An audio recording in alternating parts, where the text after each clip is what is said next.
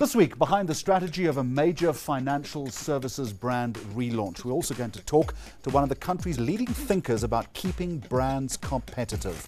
We should stop drowning ourselves in research data and look at real insight. It's about how do I retain my customers? How do I understand really what they want and need? How do I create brand value and build greater margins for my brands? Those are the kinds of, for me, the issues that's important. And is digital marketing now completely bypassing the computer screen and going directly to the phone?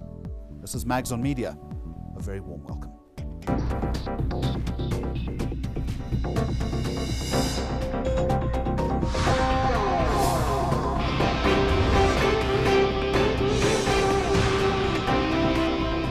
All right, let's start this week with something called destination marketing. What is it? Well, in other words, how to get people to go to one place over another. Maboneng, or the Place of Light, is an exciting Johannesburg inner city renewal scheme and has just launched, as you'll see, a cinema documentary, all part of the marketing effort.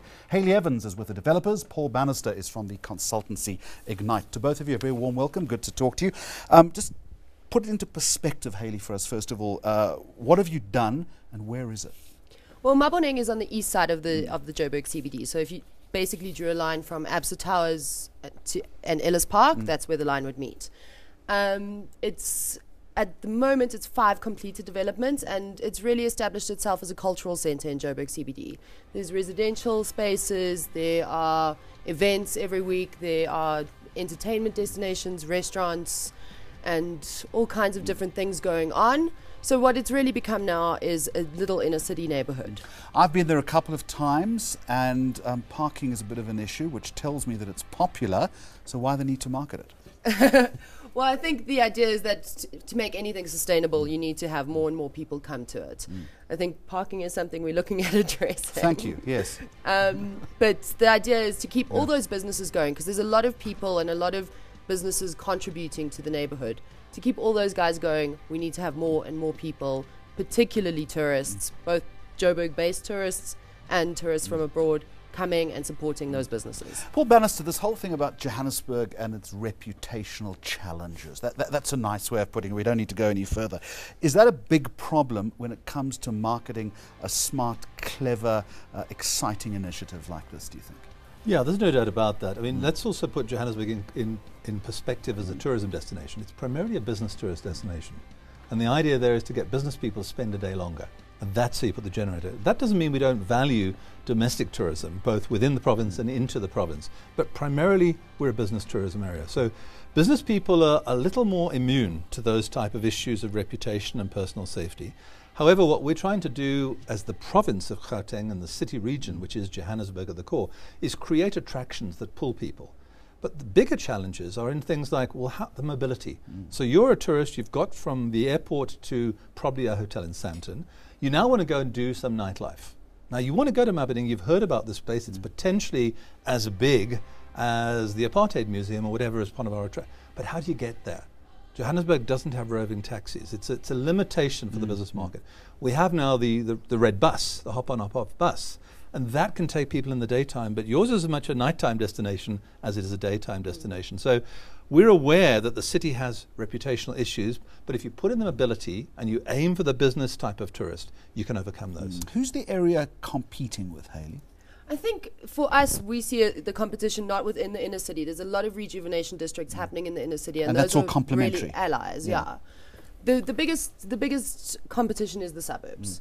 So particularly when you look at the bulk of tourism marketing for Johannesburg, it punts Sandton, it punts things like the Apartheid Museum, it punts accessible spaces, and that's also those spaces become, you know, the places for people to go. The idea is to start marketing the inner city, and there's a number of projects that are going on. Particularly one at the moment is the Joburg Inner City Tourism Association, which is a private association of all the people involved in inner city marketing. And there'll be a festival at the end of August that's looking to really promote the inner city as a destination. What is the thinking, Paul? Maybe you pick it up, and Hayleigh, you weigh in. What's the thinking with this cinema documentary? A lovely piece of filmmaking, but I mean, surely it's just a whole lot easier to create a Twitter feed, get a Facebook page up, slap a billboard there, and maybe a couple of print ads. I think what you're looking for is how do you create a tipping point of interest in a place? A tipping point of interest. Remember Malcolm Gladwell's book about what makes things happen on a sustainable basis rather than just becoming a fad? Yeah. And if you look at Johannesburg, you've had a number of areas that have become fads. Yeovil in the 1980s. Newtown, arguably today, not quite making what it should be. Other areas have come and gone wrong. But how do you do that? It's about significant people being seen to be going there. So they've got William Kentridge as a resident artist. It's awesome because he's not just a young up-and-coming wannabe, he's a real establishment person. Yes, it's about Twitter, but a clever thing about the documentary is it opens it up to other thinking people, investors, because to make this work ultimately you've got to pull investors in.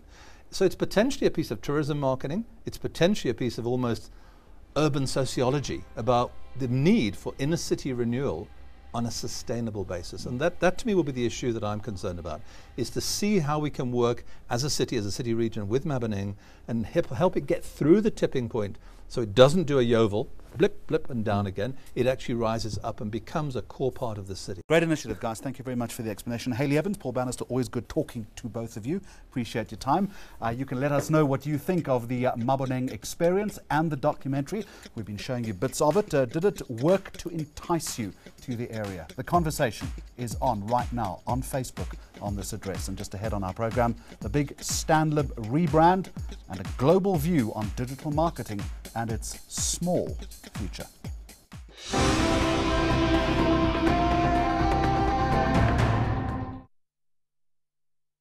News that moves. enca.com.